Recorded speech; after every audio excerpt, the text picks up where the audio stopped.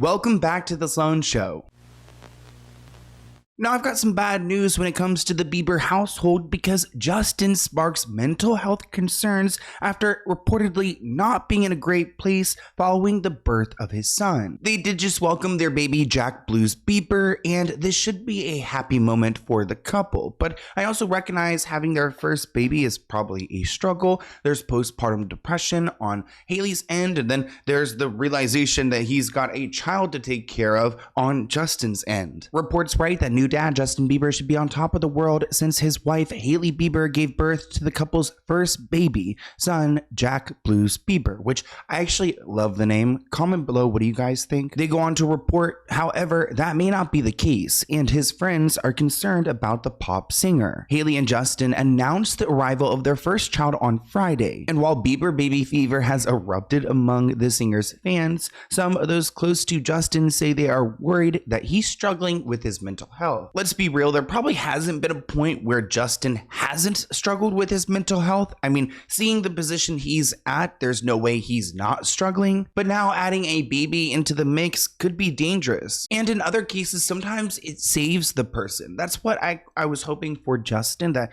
he would have this baby and have so much purpose when it came to this baby that he would be filled with joy. But I could also see this re-triggering his own childhood trauma that he hasn't dealt with. Sources close to Justin tell In Touch that the I'm Sorry hitmaker has recently exhibited some concerning behaviors.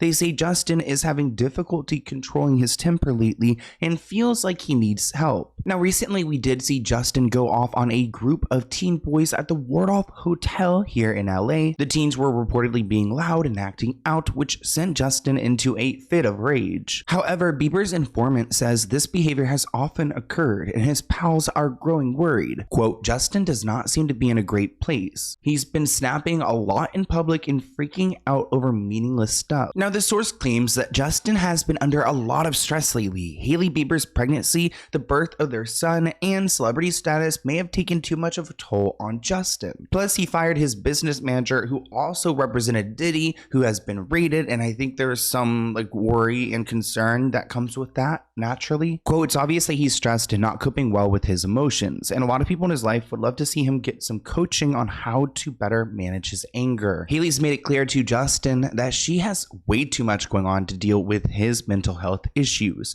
It seems like it wasn't a problem for Hailey to deal with them before, but now that they're married, she's got her brand, she's got her baby, he needs to figure it out, at least according to Hailey. Hailey is in full-blown mommy mode now that baby Jack has arrived. So if she was concerned about Justin's issues enough to threaten to ban him from the delivery room, imagine how she would feel that the baby has now arrived. Imagine having to ban the baby daddy from the delivery room. That sounds chaotic. Now, I did see some messy people online were looking at Selena Gomez's page to see if she would react to the baby's arrival. In the aftermath, some online users believe Selena had responded subtly by commenting on an Instagram post that read, "Wish for the happiness of your enemies, for if they are happy, they are your enemy no more." The comment allegedly by Selena was so true, and it makes me so happy. You guys may remember when the Biebers announced that they were pregnant, there was speculation and drama. Selena actually disabled her comments on Instagram to manage the situation. It just seems like she didn't want to get reminded that Justin had a baby on the way. She described the move as empowering, stating, "I felt empowered by doing that, saying this is just for me." Now let's take a little bit of a darker turn. Mr. Beast is accused of employing child labor for his chocolate production. He's got a chocolate company called Feastables, and they've been making chocolate since late 2023 using child labor to produce this, and Mr. Beast knew all about it. It's scary that his audience is children and he's selling chocolate to children using child slaves to create the chocolate. It's a weird universe to think of. Now, it looks like a lot of this is going down in Peru. And there have been a bunch of other chocolate brands like Nestle, Mars, and Hershey who have also been sued for using child labor. Now, there was a claim that Mr. Beast's Feastables were child labor free and slave labor free. In April 2023, a dedicated page regarding their slave free production was also present on their website. However, in October 2023, all these mentions of child labor free and slave labor free were removed from their website, probably because they knew that they were going to get caught. Now, this investigator claimed that Mr. Beast's team of lawyers and marketers would have been aware of the mentions since talking about ethical sourcing on their website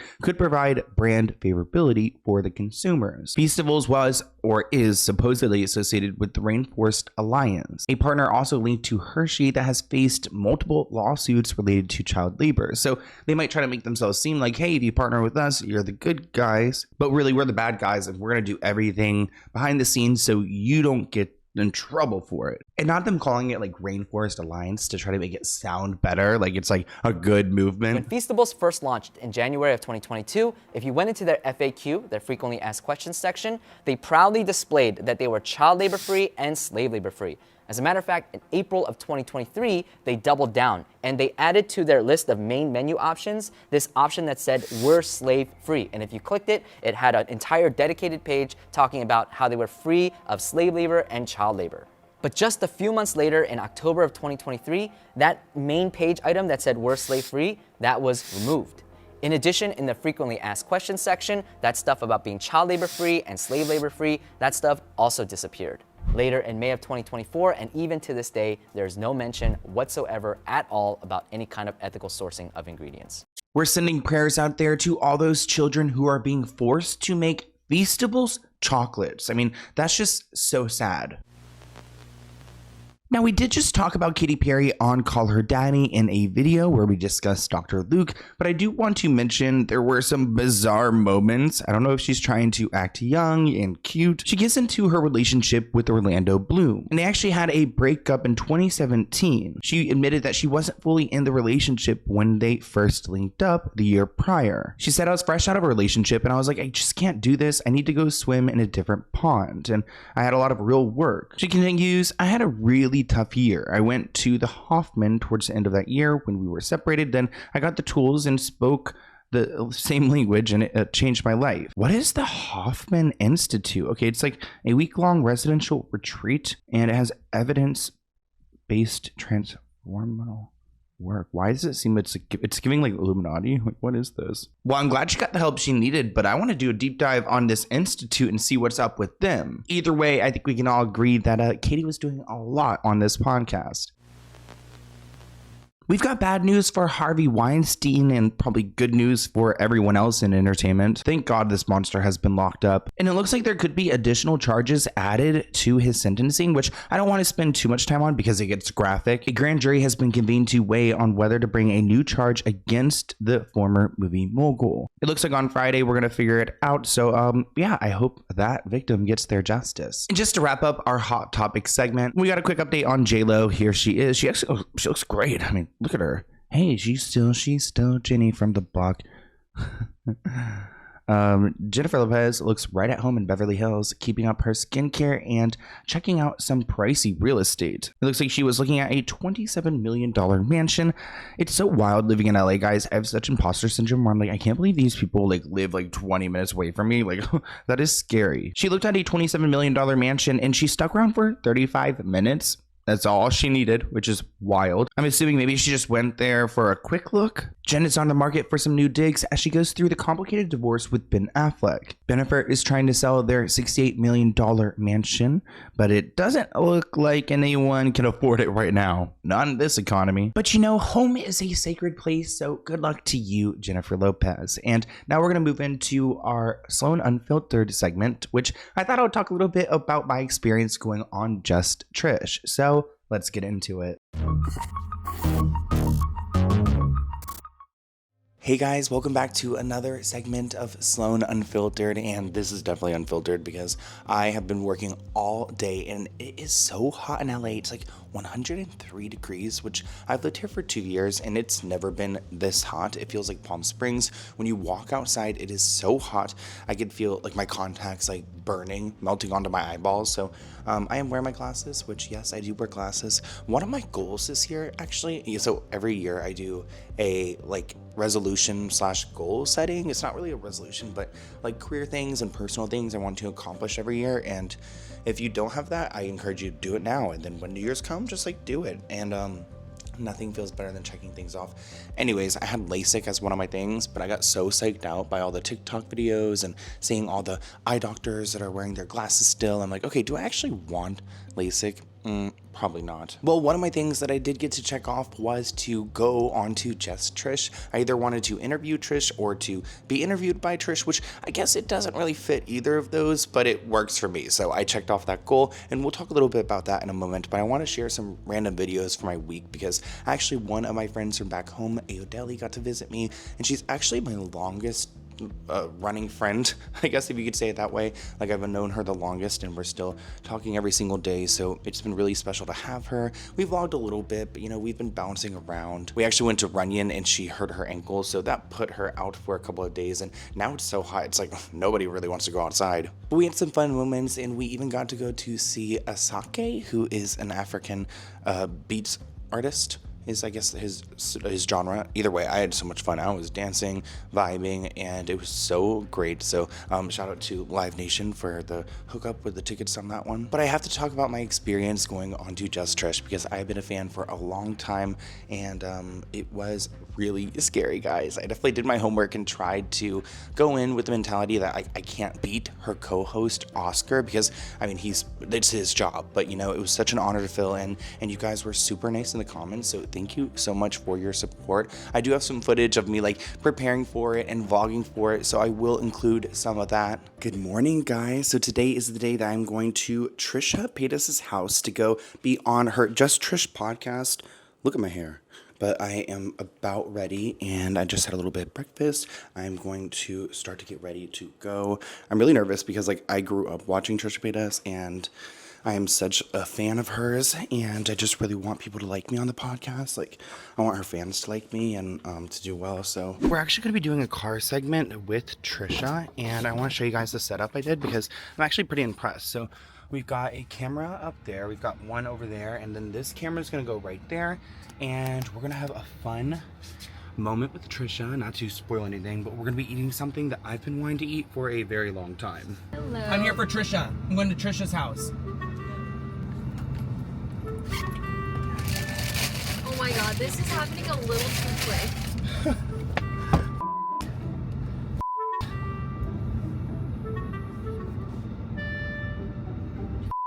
Try to drive so slow right now. Slower. Come with me to go on Just Trish. I'm so excited to be on the podcast. So of course I did my homework. I printed out my own little Sloan cards and put my hot topics on them. I also brought a candle for Trisha because I can't show up empty-handed. And I brought my magazine I purchased so long ago for her to sign. I'm super nervous to go on the show, but I've got to pick out the perfect outfit. And thankfully my friend Christy Spilsesh is going to come along with me. And we were nervous to say the least. We finally made it to Trisha's, and the studio is exactly what you'd think it'd be like. I watch every single episode, so it was so special to be in this space. In my opinion, the episode went well, but we'll go ahead and see what the comments are like. But Trisha, of course, signed my magazine, and if you're gonna go and hang out with Trisha Paytas, you've gotta eat her favorite food, bangin' buns. This was such a big moment for me. I remember in 2019 driving all alone to Philadelphia to go and see Trisha on her tour. And now in 2024, I am on her show. I also got to do a super secret, super fun project with Trisha where we set up Christy Spilsesh's car. You guys know I've been working on a project with her, and we got to eat some really good food, some bangin' buns, and that is part of a bigger project that will be coming out and announcing really soon. I know you guys are excited, but it was really fun to go to Trisha's. I got to have her sign a magazine that I have in my YouTube group now, and just to be a fan and to know so much about her and just be so welcomed and to actually have really good chemistry. Me and her could vibe. When we were behind the scenes hanging out, talking, I was joking with her, she thought it was funny, and it was honestly a dream come true. They say don't meet your idols, but this one worked out for me. At least it really did. And I had such a blast. I was super nervous getting there. If you saw the footage of Christy and I panicking when we were getting there and driving up the driveway, you'd probably feel the same way, right? You guys did not watch the episode. There was a lot of tea spilled. I actually did a boyfriend reveal, which I did not know I was going to do, but I mean, being so like honest and upfront on the podcast, I couldn't hide things. So it was such an honor to go on there, and I would do some Ask Sloan moments, but I don't have any questions. So I guess the Ask Sloan segment's going to die. I want it to become more of like an advice thing. Like you guys ask me advice like, oh, I'm going through a breakup, or, you know, whatever. But, you know, you don't always get what you want. And if you guys don't want to Ask Sloan, it's okay. I just like looked at my email today and I typed in Ask Sloan and I was like, oh, there's nothing there. But that's okay. You know what? If you don't want to ask me anything, that's fine. I still feel joy, like sharing part of my life with you guys. And if you do still enjoy this, comment below. I believe this is our 5th or 6th Sloan show, and I've got so many more fun things coming up. I just actually met with Spotify today, so now I'm going to be going to the Spotify events, which means I'm going to be bringing you guys on this camera, and I want to bring you behind the scenes so you guys can see like what it's really like, and I just enjoy it. So if you guys enjoyed this little rundown of my week, comment below, and I'll see you next time. Bye, guys.